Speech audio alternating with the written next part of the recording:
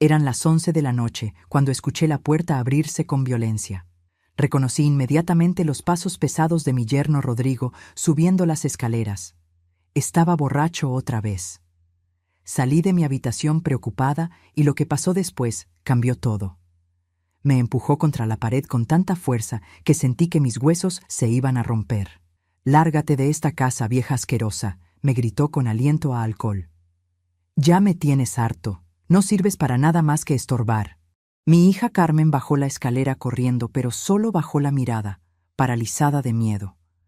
Mis nietos Sofía y Miguel lloraban en sus habitaciones escuchando todo. Me levanté del piso con dolor en todo el cuerpo y esa noche tomé una decisión.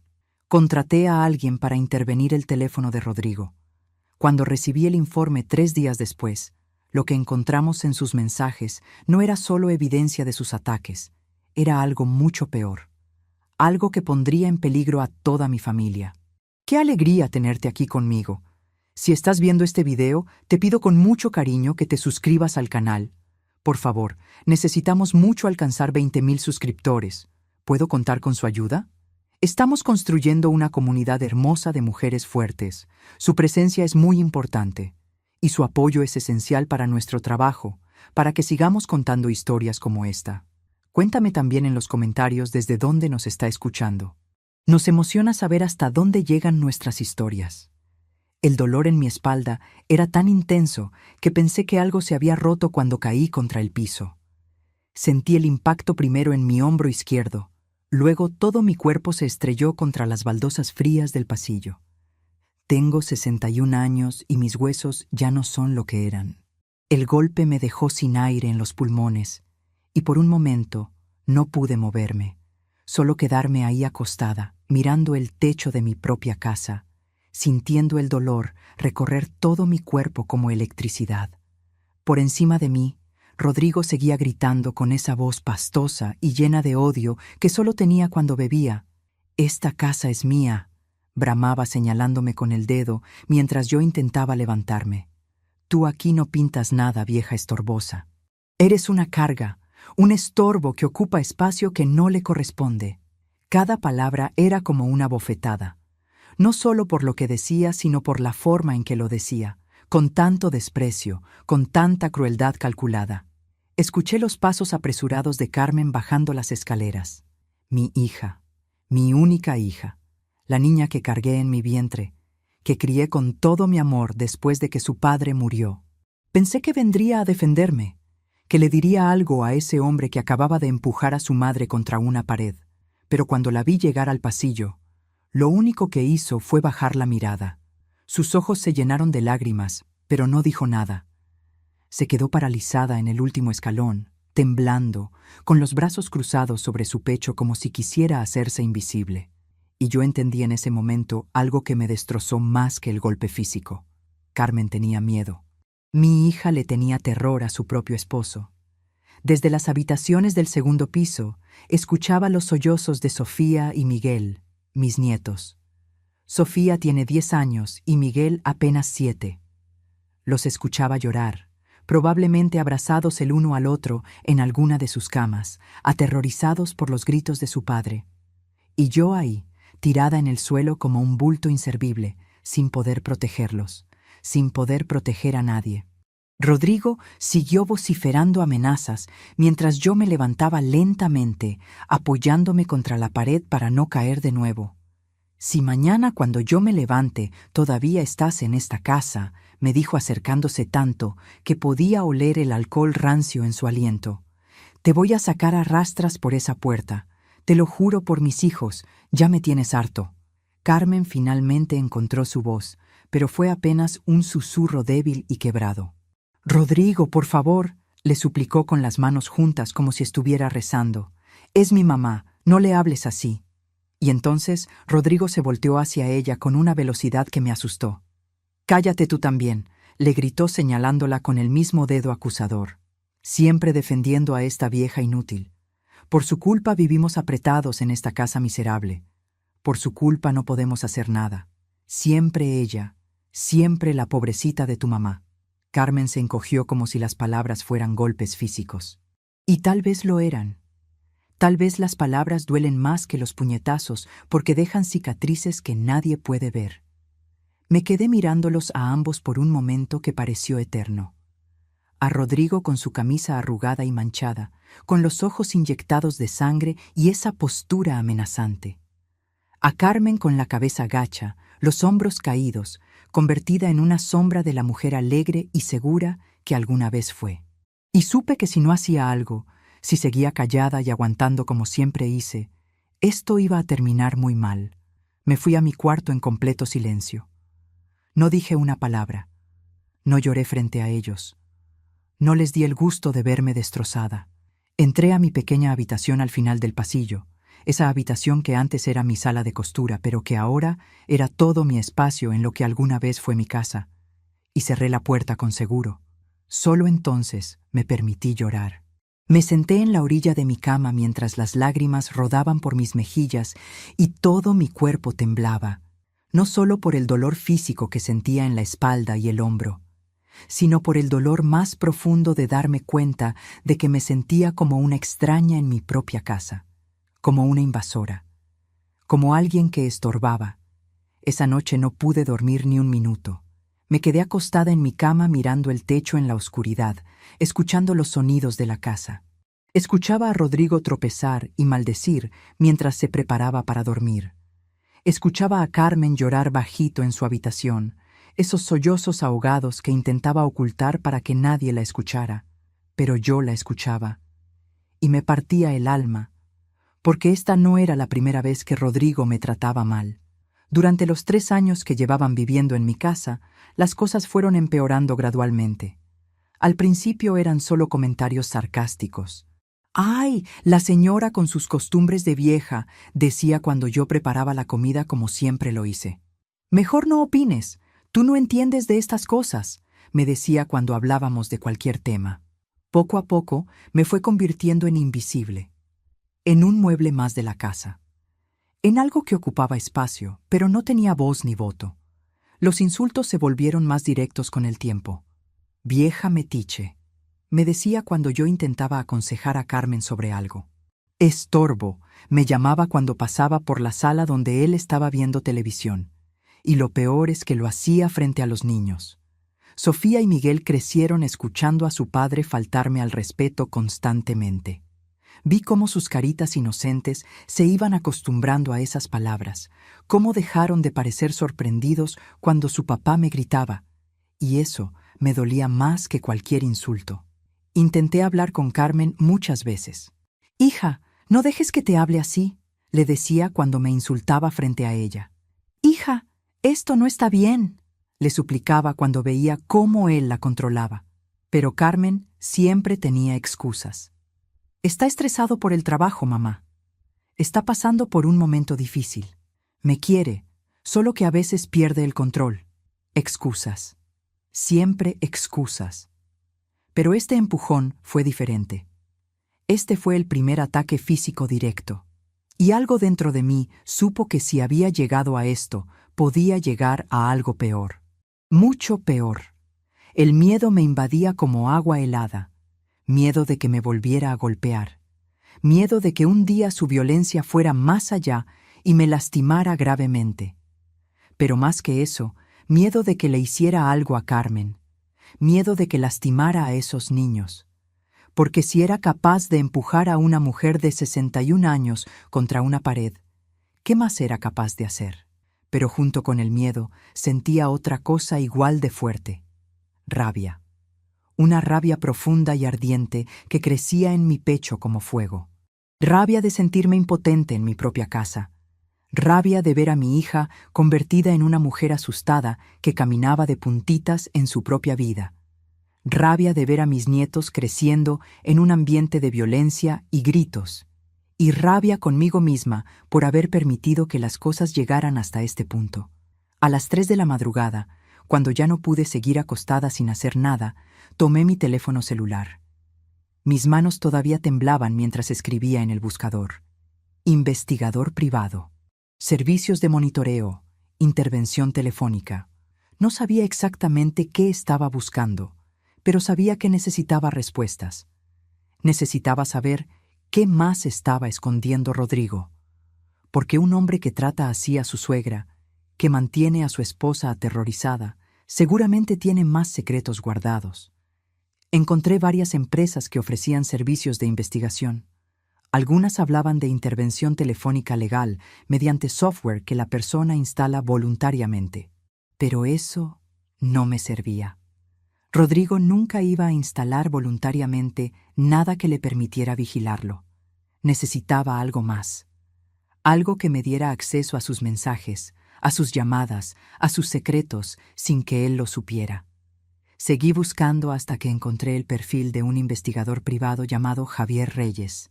Su página decía que se especializaba en casos de infidelidad y fraude familiar. Tenía buenas reseñas y un número de teléfono. Sin pensarlo demasiado, le mandé un mensaje de WhatsApp. Era casi las 4 de la mañana, pero necesitaba hacer algo, cualquier cosa, para sentir que estaba tomando control de la situación. Para mi sorpresa, me contestó en menos de 10 minutos. «Señora, vi su mensaje. ¿Está en peligro inmediato?», me preguntó.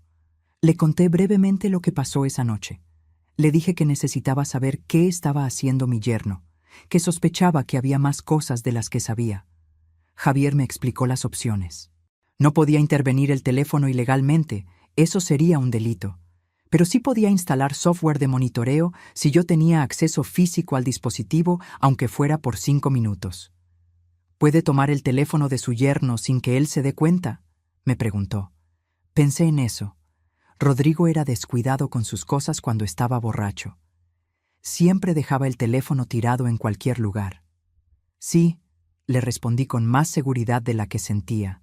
Puedo hacerlo mañana cuando se vaya a trabajar. Perfecto, me dijo Javier. Mañana en la mañana nos vemos en un café y le enseño qué hacer. El software toma 5 minutos en instalarse y después podré acceder a todos sus mensajes, llamadas, ubicación, todo. Pero necesita ser rápida y no dejar rastro. Acordamos vernos a las 9 de la mañana. Rodrigo siempre salía a trabajar a las 7, así que tendría tiempo. Cuando finalmente colgué con Javier, el cielo ya empezaba a aclararse. Había pasado toda la noche despierta, pero por primera vez en horas sentía algo parecido a la esperanza. No iba a quedarme de brazos cruzados. No iba a seguir siendo la víctima silenciosa. Iba a descubrir qué estaba escondiendo Rodrigo. Y cuando lo supiera, iba a proteger a mi familia, costara lo que costara. ¿Qué secretos escondía Rodrigo en su teléfono? ¿Qué más descubriría sobre este hombre que vivía bajo mi techo? Porque lo que estaba por encontrar era mucho peor de lo que jamás imaginé. Necesito que entiendan quién soy yo y cómo llegué hasta ese momento tirada en el piso de mi propia casa. Mi nombre es Mercedes Sánchez y tengo 61 años. Hace 5 años enviudé de Antonio, el amor de mi vida. Un hombre bueno que trabajó toda su vida como comerciante. Antonio vendía ropa en un mercado y durante 30 años se levantó cada mañana a las 5 para llegar temprano y conseguir los mejores lugares. No nos hizo ricos, pero nos dio una vida digna.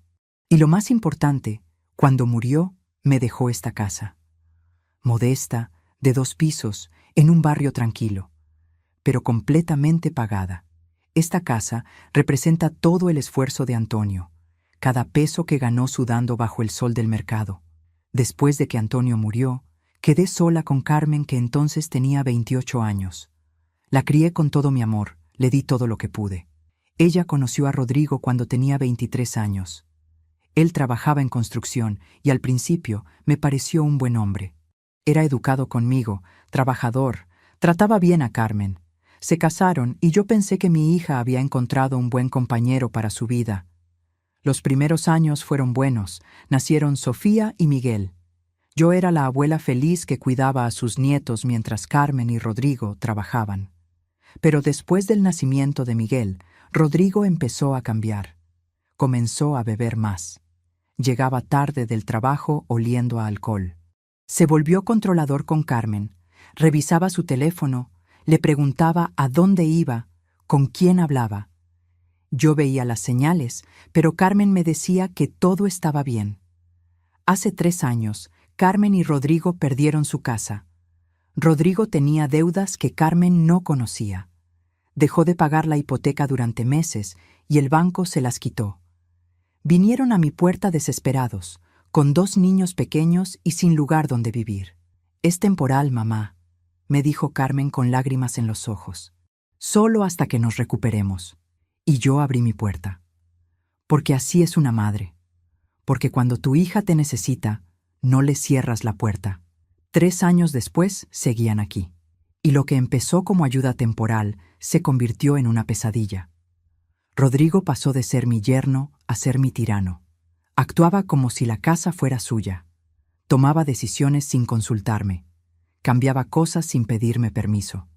Y poco a poco me fue haciendo sentir que yo era la invitada en mi propia casa. Yo vivo de la pensión pequeña que me dejó Antonio y de trabajos ocasionales de costura. No tengo grandes ahorros. Esta casa es literalmente todo lo que tengo en el mundo. Y durante estos 3 años vi cómo Rodrigo se fue apoderando de ella. Vi cómo Carmen se fue apagando. Mi hija, alegre y segura, se convirtió en una mujer callada que vivía con miedo. Y mis nietos pasaron de ser niños felices a niños asustados que se escondían en sus cuartos cuando su padre llegaba borracho. Intenté hablar con Carmen tantas veces, pero siempre me decía lo mismo. «Va a cambiar, mamá. Está pasando por un momento difícil. Me ama, solo está estresado». Y yo me sentía atrapada porque era mi hija y quería ayudarla, pero no sabía cómo. Si te está gustando esta historia, por favor, asegúrate que ya está suscrita al canal. Necesitamos mucho alcanzar 20,000 suscriptores. ¿Puedo contar con su apoyo a nuestro trabajo? A la mañana siguiente del empujón, me levanté temprano a pesar de no haber dormido nada. Todo mi cuerpo me dolía, pero la determinación era más fuerte que el dolor. Rodrigo se fue a trabajar a las 7 como siempre, maldiciendo y arrastrando los pies. Carmen se fue con los niños a dejarlos a la escuela. Yo tenía exactamente 1 hora antes de mi cita con Javier el investigador. Cuando escuché el auto de Carmen alejarse, subí las escaleras lo más rápido que mi cuerpo adolorido me permitió. Entré a la habitación que antes era mía y que ahora compartían Carmen y Rodrigo. El olor a alcohol rancio todavía impregnaba el aire. Empecé a buscar el teléfono de Rodrigo con las manos temblorosas. Lo encontré en el buró de su lado de la cama, tirado junto con su cartera y sus llaves. Ni siquiera tenía contraseña. Rodrigo era descuidado. Se sentía tan poderoso que ni siquiera consideraba necesario proteger sus cosas. Tomé el teléfono y salí corriendo de la casa. Tenía que llegar al café donde me esperaba Javier. Llegué 5 minutos tarde, sudando y con el corazón latiendo como tambor en mi pecho. Javier era un hombre de unos 40 años, con lentes y una laptop. Me saludó con respeto y me pidió el teléfono. En menos de 5 minutos instaló una aplicación que se escondía entre las otras aplicaciones normales. «Listo», me dijo devolviéndome el teléfono. «Ahora puedo ver todo lo que hace. Mensajes, llamadas, ubicación, todo. Le voy a mandar un informe completo en 3 días». «¿3 días?», pregunté sintiendo que era demasiado tiempo. «Necesito tiempo para revisar todo con cuidado», me explicó Javier. «Quiero asegurarme de que no me pierdo nada importante. Si hay algo urgente que requiera acción inmediata, le llamo antes». Regresé a casa y devolví el teléfono exactamente donde lo encontré. Rodrigo nunca se dio cuenta. Los siguientes 3 días fueron una tortura. Cada hora se sentía como una eternidad. Rodrigo seguía tratándome mal. Los insultos continuaban. «Vieja inútil», me decía cuando pasaba junto a mí. Me miraba con odio puro cada vez que coincidíamos en la casa. Y yo no decía nada, solo esperaba.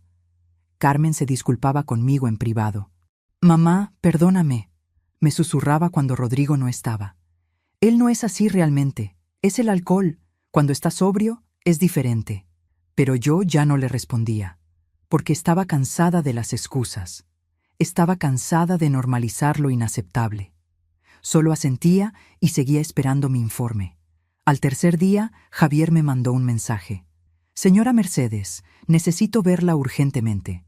Encontré cosas graves. ¿Puede venir al mismo café esta tarde a las 4? El estómago se me hizo un nudo. Si Javier decía que era grave, debía ser realmente malo. Llegué al café exactamente a las 4. Javier ya estaba ahí con su laptop abierta y una carpeta llena de papeles. Su cara estaba seria, y eso me asustó más. «Señora Mercedes», empezó con voz cuidadosa, «lo que voy a mostrarle es difícil. ¿Está lista?» Asentí, aunque no me sentía lista para nada. Javier giró su laptop hacia mí y empezó a mostrarme capturas de pantalla. Lo primero que vi fueron mensajes de WhatsApp con una mujer llamada Daniela. Los mensajes eran explícitos y dejaban claro que Rodrigo tenía una amante. Había fotos también. Fotos de ellos juntos en hoteles, en restaurantes. Mensajes donde se decían que se amaban, donde planeaban un futuro juntos. Sentí una punzada de dolor por Carmen, pero Javier siguió hablando. «Eso no es lo peor», me dijo con voz grave. Me mostró otros mensajes, conversaciones con un contacto guardado como el flaco. Al leer esos mensajes sentí que me faltaba el aire. Rodrigo le debía dinero a agiotistas, prestamistas ilegales, gente peligrosa. Y no era poco dinero. Debía más de 200,000 pesos. Los mensajes del flaco eran amenazantes. «Si no pagas esta semana, vamos por tu familia», decía uno. «Ya sabes cómo trabajamos, no nos gusta esperar», decía otro. Y la respuesta de Rodrigo me heló la sangre. «Tranquilo, la vieja tiene una casa, la voy a sacar de ahí y voy a vender la propiedad. En 2 meses tendrás tu dinero». Rodrigo estaba planeando expulsarme de mi casa para vender mi propiedad y pagar sus deudas con gente peligrosa. Pero había más, mucho más. Javier me mostró otros mensajes donde Rodrigo hablaba con un abogado corrupto. Había falsificado documentos poniendo la casa a su nombre, papeles falsos que mostraban que él era el dueño. El plan era echarme, esperar unos meses para que pareciera que yo me fui voluntariamente, y después vender la casa. Carmen no sabía nada. La mantenía completamente en la oscuridad. «Hay más», dijo Javier, y yo no sabía si podía soportar más. Me mostró mensajes donde Rodrigo hablaba de Carmen de una forma que me dio náuseas. «Ya no aguanto a Carmen», le escribía a Daniela. «Está gorda y fea, solo me quedo por los niños y por la casa de la vieja. Cuando venda la casa, me voy contigo y dejo a esa inútil», le prometía a su amante. Y entonces Javier me mostró algo que me destrozó por completo. Mensajes entre Carmen y su mejor amiga. «Me pegó otra vez», escribía mi hija. «Pero fue mi culpa, yo lo provoqué. No le digas a mi mamá, por favor», suplicaba Carmen en otro mensaje. «No quiero preocuparla. Mi hija, mi niña». Rodrigo la golpeaba y ella me lo ocultaba para no preocuparme. Las lágrimas empezaron a rodar por mis mejillas, ahí mismo en el café. No podía controlarlas. Todo era peor de lo que imaginé. Mucho peor. «Señora Mercedes», me dijo Javier con voz firme pero amable, «esto es muy grave. Falsificación de documentos es un delito federal. Las amenazas de los agiotistas son reales y ponen en peligro a su familia. Y la violencia doméstica contra Carmen es algo que requiere acción inmediata». «¿Qué puedo hacer?», le pregunté limpiándome las lágrimas con manos temblorosas. «¿Qué hago con todo esto?». Javier me explicó el plan paso a paso. Primero, necesitaba ir con un abogado especializado en fraude patrimonial y denunciar la falsificación de documentos. Segundo, necesitaba proteger a Carmen y hacerle ver que estaba en una relación de violencia. Tercero, necesitaba actuar rápido porque los agiotistas no esperarían mucho más y la situación podía volverse peligrosa. «Tengo un abogado de confianza», me dijo Javier. «Puedo hacer una cita para mañana mismo, pero señora Mercedes, necesita estar preparada. Esto va a explotar. Rodrigo va a ser arrestado. Va a haber consecuencias». «No me importa», le dije con una firmeza que no sabía que tenía. «Lo único que me importa es proteger a mi hija y a mis nietos, y recuperar lo que es mío». Salí de ese café con toda la evidencia impresa en una carpeta gruesa. Caminé por las calles sin rumbo durante 1 hora, tratando de procesar todo lo que acababa de descubrir. Rodrigo no solo era un abusador, era un criminal, un estafador, un hombre dispuesto a vender la casa de su suegra para pagar deudas de juego y alcohol. Un hombre que planeaba abandonar a su esposa e hijos por su amante. Y lo peor de todo, un hombre que golpeaba a mi hija y la había convertido en una mujer aterrorizada que se culpaba a sí misma por el abuso. ¿Cómo le iba a decir todo esto a Carmen? ¿Tendría el valor de actuar antes de que fuera demasiado tarde? Porque lo que venía después requeriría más valentía de la que nunca pensé tener. Al día siguiente estaba sentada en la oficina del licenciado Morales, el abogado que Javier me recomendó. Era un hombre de unos 50 años, con experiencia en casos de fraude patrimonial. Le mostré todo, cada captura de pantalla, cada mensaje, los documentos falsos, todo. El licenciado Morales revisó cada papel con cuidado, haciendo anotaciones en una libreta. Cuando terminó, me miró con expresión seria. Señora Mercedes, los documentos que Rodrigo tiene son completamente falsos. Me confirmó lo que ya sabía. Puedo demandarlo por falsificación de documentos públicos. Es un delito grave que puede darle hasta 8 años de prisión. ¿Y lo de los agiotistas?, pregunté. Eso tenemos que llevarlo a la policía inmediatamente, respondió el abogado. Estas personas son peligrosas. Las amenazas que hay en estos mensajes son reales. Su familia está en riesgo. Me explicó todo el proceso legal. Íbamos a hacer una denuncia penal por falsificación.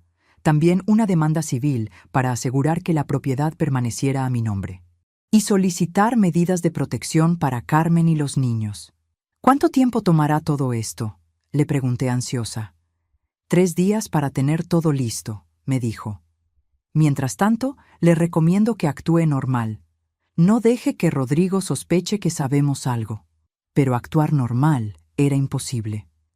Cada vez que veía a Rodrigo, sentía una mezcla de miedo y rabia. Cada vez que lo escuchaba gritarle a Carmen, quería gritar yo también. Pero me contuve. Esperé. 2 días después, cuando Rodrigo salió a trabajar, decidí que era momento de hablar con Carmen. No podía seguir guardando este secreto. Mi hija necesitaba saber la verdad. Carmen, necesito hablar contigo, le dije con voz seria. Siéntate, por favor. Necesitas ser fuerte para lo que voy a mostrarte. Vi el miedo en sus ojos. Probablemente pensó que le iba a decir que ya no los quería en mi casa.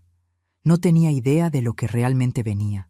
Saqué la carpeta con toda la evidencia y empecé a mostrarle todo. Los mensajes con Daniela. Su cara se puso pálida. No, susurraba una y otra vez. No puede ser, él me dijo que me amaba.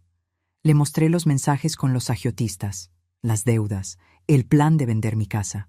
Él no haría esto, decía Carmen con lágrimas rodando por sus mejillas. Él no es así. Y entonces le mostré los mensajes donde Rodrigo hablaba horrible de ella, donde la llamaba gorda y fea, donde le decía a su amante que iba a dejarla. Carmen se derrumbó completamente. Se dejó caer al piso sollozando con un dolor tan profundo que yo sentía cada sollozo en mi propio pecho. La abracé mientras lloraba. «Hija, esto es violencia», le dije acariciando su cabello. «Él te está usando. Nos está usando a todas». Y entonces Carmen dijo algo que me partió el alma. «Me pega, mamá», confesó entre sollozos. «Me pega cuando está borracho. Me pega cuando le llevo la contraria. Me pega y después llora y dice que lo siente, que me ama, que voy a cambiar. Pero siempre dice que es mi culpa», continuó llorando. «Que yo lo provoco. Que si fuera mejor esposa, él no tendría que hacer eso. Y yo le creo, mamá. Pienso que tal vez sí es mi culpa». Sentí una rabia tan grande que pensé que iba a explotar. «Nada justifica que te pegue», le dije tomando su cara entre mis manos para que me mirara. «Nada. ¿Me escuchas? Nada de lo que hagas, digas o seas justifica que un hombre levante la mano contra ti». Le expliqué el plan que el abogado preparó. En un día más vendría la policía con orden de arresto. Iban a arrestar a Rodrigo por falsificación de documentos. Íbamos a solicitar orden de restricción, pero primero teníamos que salir de la casa. «¿A dónde vamos a ir?», preguntó Carmen con pánico en la voz.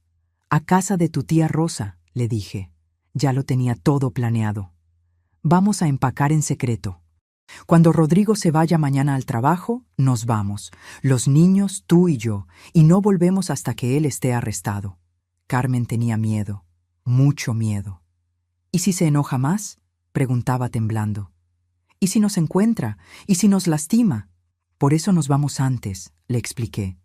Para cuando él se dé cuenta, ya estaremos lejos y él va a estar detenido. Esa noche y el día siguiente empacamos en secreto. Guardamos ropa, documentos importantes, cosas de los niños, todo lo esencial. Rodrigo no notó nada porque llegaba borracho todas las noches y apenas prestaba atención a lo que pasaba. El tercer día, cuando Rodrigo se fue a trabajar a las 7 de la mañana, actuamos. Carmen les dijo a los niños que iban a pasar unos días con la tía Rosa. Sofía y Miguel hicieron preguntas pero obedecieron. A las 8 de la mañana ya estábamos en el auto de Carmen con todas nuestras cosas. Dejamos una nota simple en la mesa de la cocina. Nos fuimos, no nos busques. Y nos fuimos. Casa de Rosa quedaba en otro barrio, a media hora de distancia. Rosa es mi hermana menor, y cuando le expliqué la situación, nos abrió las puertas sin dudarlo. «Quédense todo el tiempo que necesiten», nos dijo abrazándonos. Esa misma tarde, a las 3, el licenciado Morales me llamó. «Ya está hecho, señora Mercedes», me dijo. La policía fue a su casa con la orden de arresto. Según me contó, Rodrigo llegó a la casa a las 4 de la tarde. Estaba borracho como siempre. Encontró la casa vacía y la nota. Se puso furioso, gritando y rompiendo cosas, y entonces tocaron la puerta. Eran 2 policías con la orden de arresto. Lo arrestaron ahí mismo por falsificación de documentos y tentativa de fraude patrimonial. Estaba gritando que esto era culpa de usted, me contó el abogado, que les iba a hacer pagar, que esto no terminaba aquí, pero ya está detenido y procesándose la orden de restricción. Cuando colgué el teléfono, sentí un alivio tan grande que me puse a llorar. Pero también sentía miedo, porque sabía que esto apenas comenzaba. ¿Habíamos actuado a tiempo? ¿Estaríamos realmente a salvo ahora? Porque aunque Rodrigo estaba detenido, los peligros todavía acechaban. Rodrigo quedó detenido en una celda esperando su audiencia preliminar. El licenciado Morales me explicó que el proceso era lento. Podían retenerlo máximo 72 horas sin fianza. Después tendría que haber una audiencia donde el juez decidiría si concedía fianza o no. Mientras tanto, conseguimos la orden de restricción temporal. Rodrigo no podía acercarse a menos de 200 metros de nosotras. Pero yo sabía que el verdadero peligro no era solo Rodrigo. Eran los agiotistas, el flaco y su gente. Y tenía razón en tener miedo. 2 días después de que arrestaran a Rodrigo, recibí una llamada de don Héctor, mi vecino. «Mercedes, vinieron unos hombres a tu casa», me dijo con voz preocupada. Preguntaban por Rodrigo, se veían peligrosos, dijeron que iban a cobrar de una forma u otra. Se me heló la sangre. Los agiotistas no sabían que Rodrigo estaba detenido, y ahora venían por su dinero. Fui inmediatamente a la policía con los mensajes de amenazas. Les mostré todo, las conversaciones con el flaco, las deudas, las amenazas. El oficial que me atendió revisó todo y me miró con expresión seria. «Señora, estas personas son parte de una red de préstamos ilegales que tenemos investigando», me dijo. «Son peligrosos. Le recomendamos enfáticamente que no vuelva a su casa por ahora». «¿Por cuánto tiempo?», pregunté sintiendo el pánico crecer. «Hasta que arrestemos a estas personas o hasta que se den cuenta de que Rodrigo no tiene cómo pagarles», respondió. «Pero por su seguridad, quédese donde está». Así que seguimos en casa de Rosa. Pero vivir ahí era complicado. Rosa vivía sola en una casa de 2 habitaciones. Ahora éramos 5 personas apretadas en ese espacio pequeño. Sofía y Miguel extrañaban su casa, su escuela, sus amigos. «¿Cuándo volvemos a casa?», preguntaba Miguel todos los días.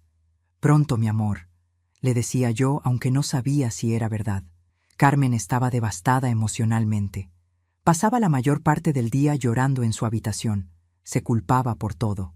«Es mi culpa, mamá», me decía una y otra vez. «Yo traje a ese hombre a nuestras vidas. Yo te metí en este problema». «No es tu culpa», le repetía yo abrazándola. «El único culpable es Rodrigo. Él tomó las decisiones que nos trajeron aquí». Una semana después de su arresto, Rodrigo salió bajo fianza.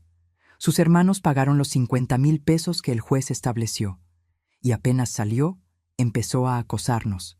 Llamadas constantes, mensajes de texto. «Carmen, regresa», decía en algunos mensajes.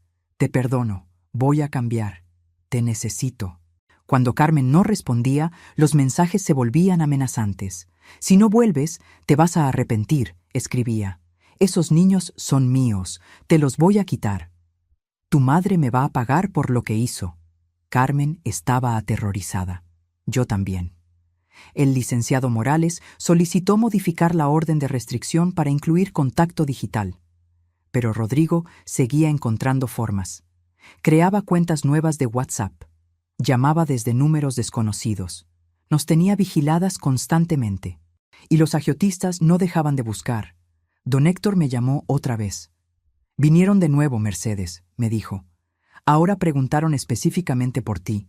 Dijeron que saben que la casa es tuya, que si Rodrigo no paga, te van a cobrar a ti». El miedo me paralizaba. No podíamos volver a la casa por los agiotistas. No podíamos quedarnos en casa de Rosa para siempre. Y Rodrigo seguía libre, acosándonos, amenazándonos. Una noche, Carmen se derrumbó completamente. «Mamá, esto es por mi culpa», sollozaba. «Yo traje este infierno a tu vida. Debería regresar con él. Debería solucionar esto». «No», le dije tomándola de los hombros firmemente. «No vas a volver con ese hombre. Esto no es tu culpa, la culpa es solo de Rodrigo». Pero la situación se estaba volviendo insostenible. Llevábamos casi un mes en casa de Rosa. Los niños estaban afectados. Carmen estaba al borde del colapso, y yo me sentía atrapada. ¿Alguna vez has sentido que no hay salida? ¿Que hagas lo que hagas, el peligro te persigue? Cuéntame en los comentarios si has vivido algo así. A veces compartir nuestras experiencias nos ayuda a sentirnos menos solas. El licenciado Morales me llamó con noticias. «Señora Mercedes, la fecha del juicio ya está programada. Si te gustó esta historia, en 2 meses, haz clic en este próximo video que está apareciendo en la pantalla, más de vivir con miedo, porque la próxima de no poder volver a mi casa, todo lo que has de ver visto a mi familia ahora, sufriendo. Y no te olvides si íbamos a poder aguantar tanto, para que no te pierdas ni una sola historia». ¿Llegaríamos al juicio sin que pasara algo terrible? ¿Podría la justicia realmente protegernos? Porque cada día que pasaba se sentía como caminar en la cuerda floja sobre un abismo. Finalmente, después de 2 meses que parecieron años, llegó el día del juicio. Nos levantamos temprano esa mañana. Carmen estaba pálida y temblaba. Yo intentaba mantenerme fuerte por ella y por los niños, aunque por dentro sentía el mismo miedo.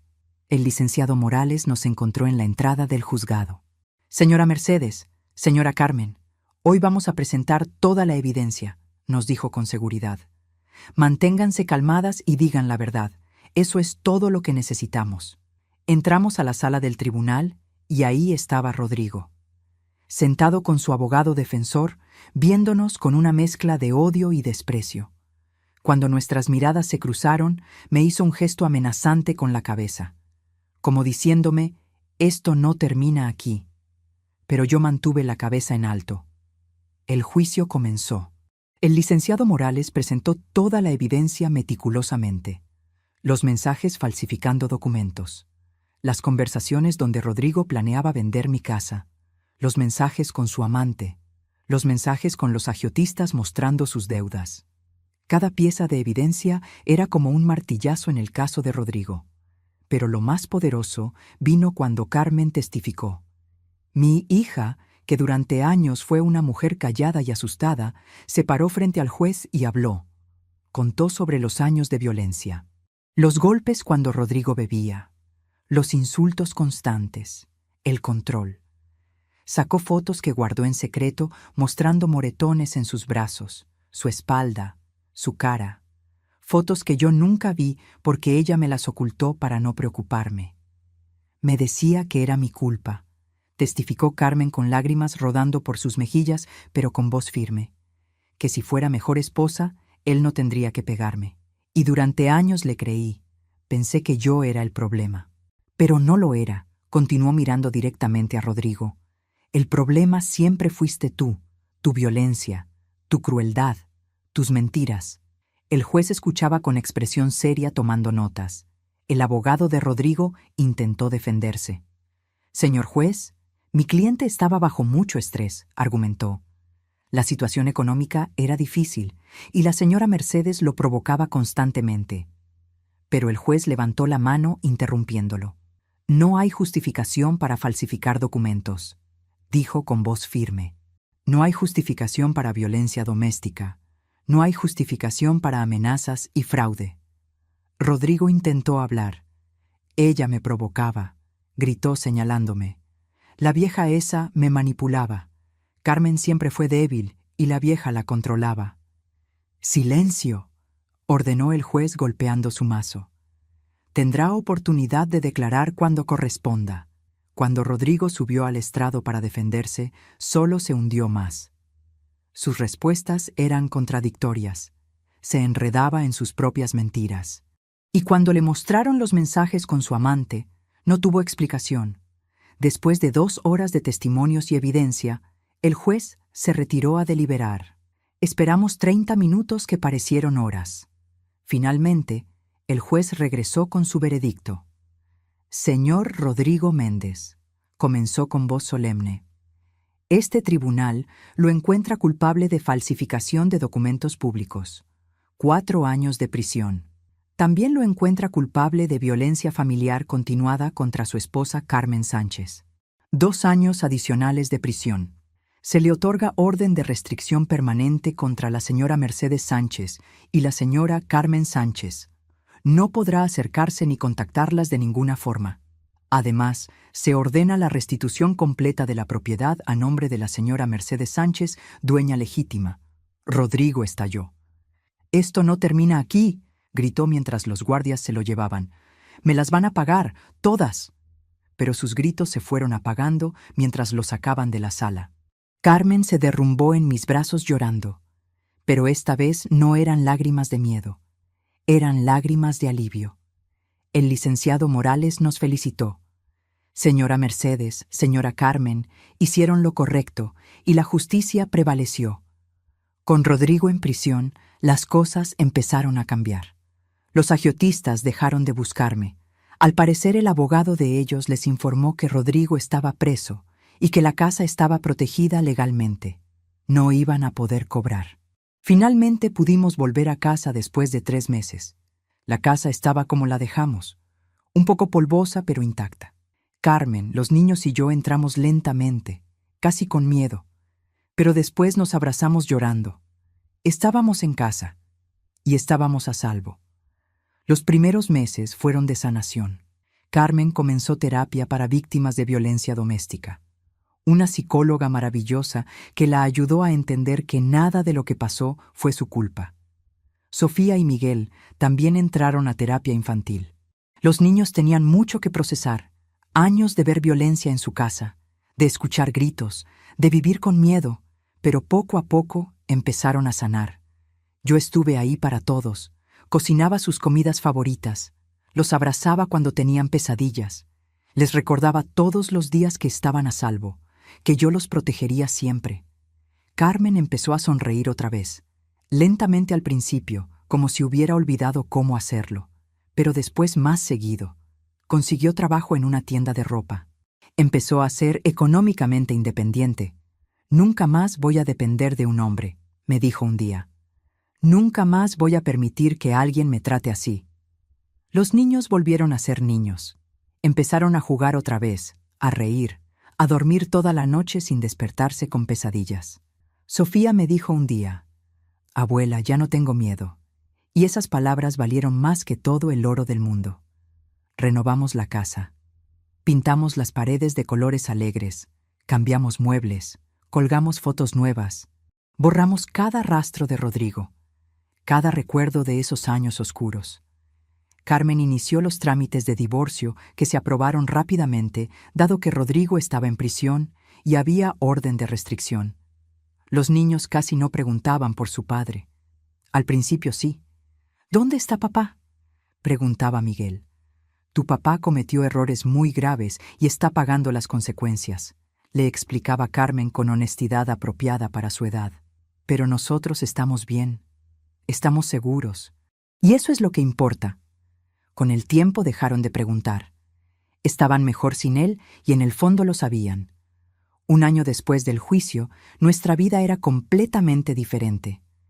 Carmen era una mujer nueva, fuerte, independiente, segura de sí misma. Trabajaba, cuidaba a sus hijos, sonreía. Los niños estaban felices, sacaban buenas calificaciones, tenían amigos, dormían tranquilos, y yo me sentía en paz por primera vez en años. Había salvado a mi familia. Carmen me lo decía seguido. «Mamá, me salvaste la vida», me abrazaba con lágrimas en los ojos. «Si no hubieras investigado, si no hubieras actuado, no sé qué habría pasado.